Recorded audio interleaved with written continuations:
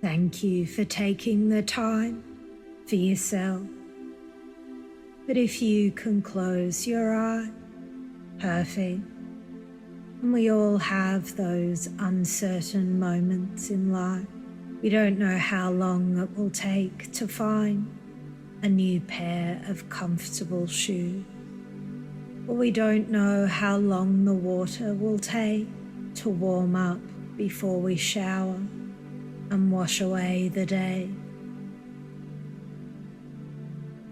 We don't know exactly when the snow might fall for ski season,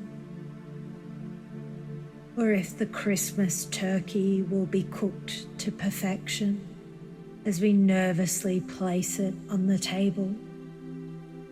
And sometimes it's the same with the simple things. How long it will take us to relax. How long to watch a TV series that doesn't engage us before we decide to move on. But something tells me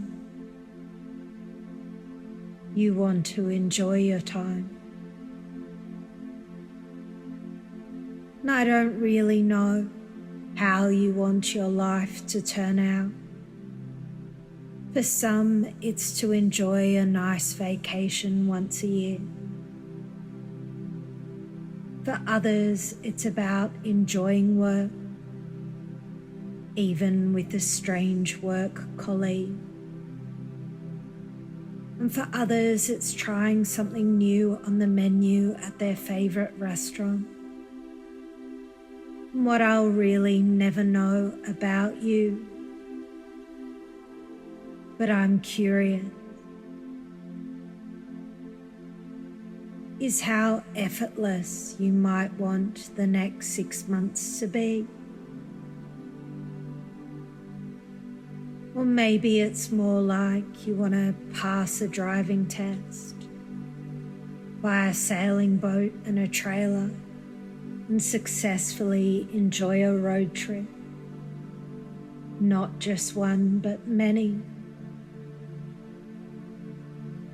And it doesn't matter if that isn't what you want. What matters is what you do want 6 months from now, 10 years from now, 20 years from now. And you can expect to inhale and you will exhale. And you can anticipate your shoulders relaxing. And the rest of your body might find a little more comfort. And you can expect those with no direction, no career aspiration or expectation, how their life might turn out.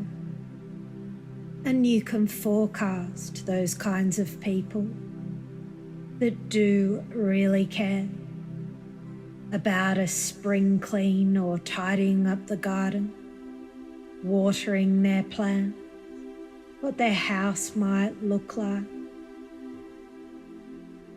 They can probably bank on it. In fact, I don't know how many times you tried to learn how to stand up and walk as a child. One foot, then the other. Fall back down. One foot, your tiny little hands and strong tiny fingers holding on to things to pull you up. Oops, you got your legs crossed. Fall back down.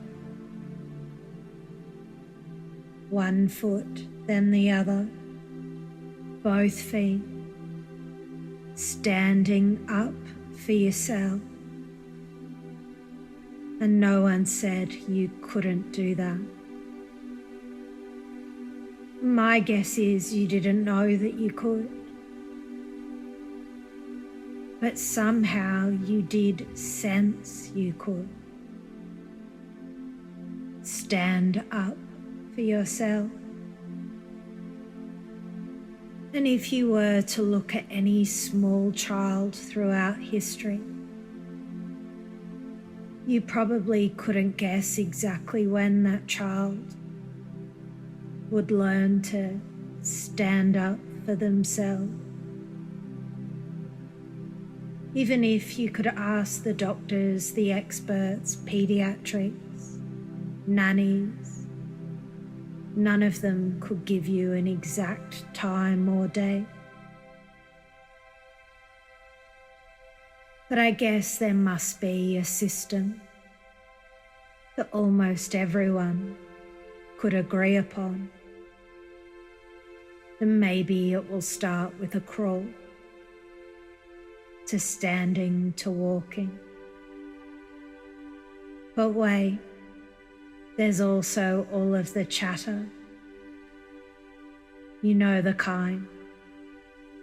Throughout history, those types of people that question if that child is capable, or if that child could possibly do that, or if that child maybe had weird parents. And then all the parents throughout history that somehow they had the skills to ignore all the gossip.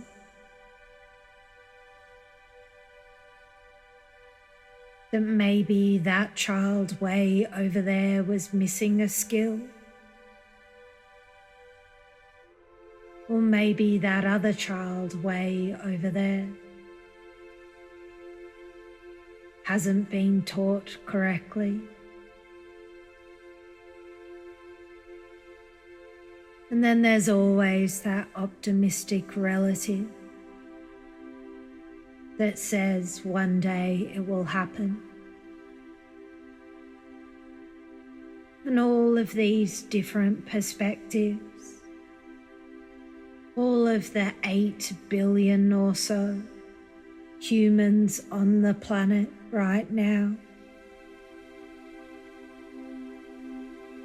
And then there is the fly on the wall's perspective of how you learnt to stand up for yourself.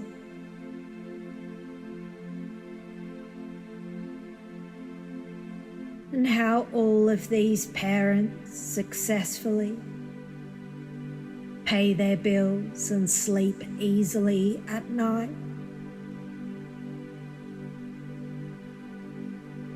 Well, they all kind of have different strategy. For some, seeing the smiles on everyone's face at the dinner table, enjoying the Christmas turkey, is a sense of personal satisfaction. For others, it was an intense argument about who was going to have Christmas at whose house this year, and having to cook the Christmas turkey is just a compromise. For others, it's compliance. It was their turn this year. But how all of these people get a clear, strong direction of what to do. All of the people who are successful at enjoying their time well is they get really absorbed on their goal. They visualize those children going to college in 20 years' time. They focus on all of them standing up for themselves, beyond this moment. It's almost like they put a spotlight on what they want in the future. And in turn, all of life's nonsense fades into the background. And just like packing summer clothes for a summer vacation, or winter clothes for a ski trip, I really don't know what you will need in your suitcase to move through life with finesse.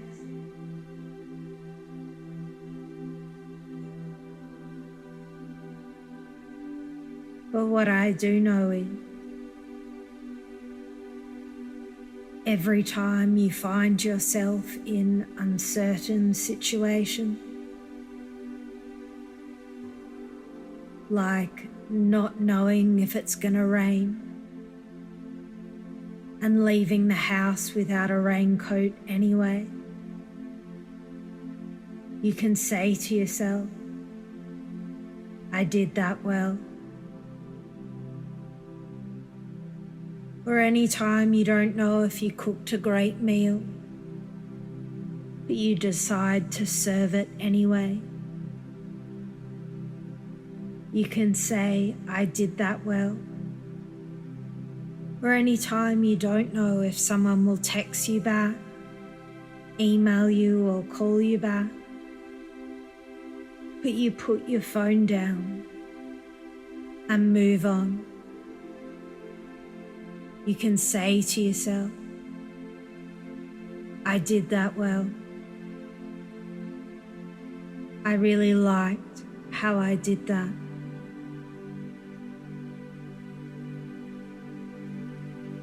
In fact, you might discover enjoying the not knowing. The next time you notice all the books in the library,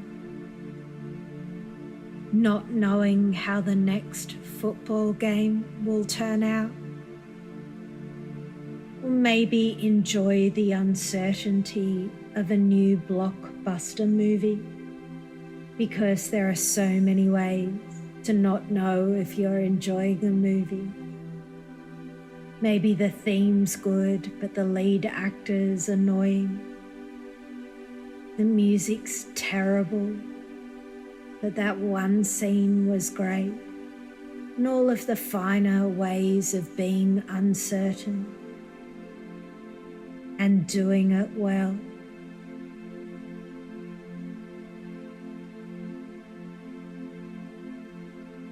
And isn't it wonderful to know, 10 years into the future, looking back, how easy it was to meet someone new and not know if your former friendship, or not knowing if you like that new manager at work, because you enjoyed living life well. And when you're ready to bring the future into the present moment, you can stretch out, wriggle your fingers and toes, and open your eyes. Welcome back. You're perfect, just as you are.